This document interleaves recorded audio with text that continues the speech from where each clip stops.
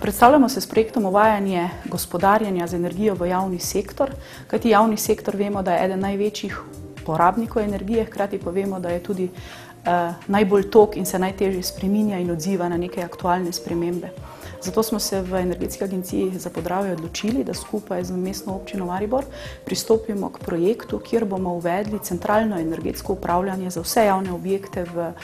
mestni občini Maribor. S projektom smo začeli v začetku leta 2007, tako da so skozi 2007 postopoma tekle pripravljalne faze. Nato smo konec 2008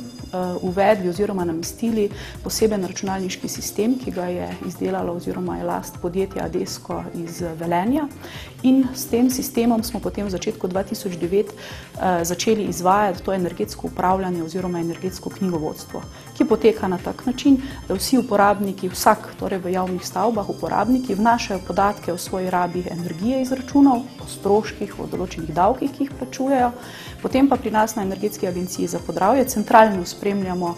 kaj se dogaja z rabo energije, imamo nadzor nad vsemi objekti in potem lahko na podlagi tega delamo določene študije in analize in jim pripravljamo ukrepe, kako naj zmanjšajo rabo energije na eni strani uporabnikom in pa seveda obveščamo mestno upravo, kako naj pripravlja svoje akcijske načrte za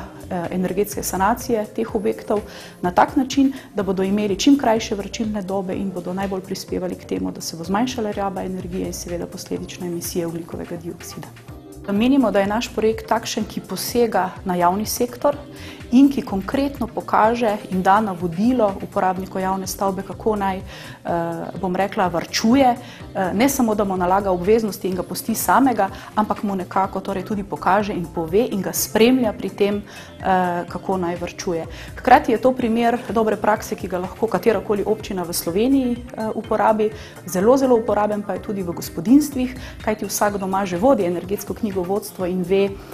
kaj to pomeni. Recimo z inštalacijo takšnega programa in takšnega načina vodenja bi pa dobil še recimo dodatne podatke o trendih ali pa morda tudi koliko emisij proizvede vsako gospodinjstvo.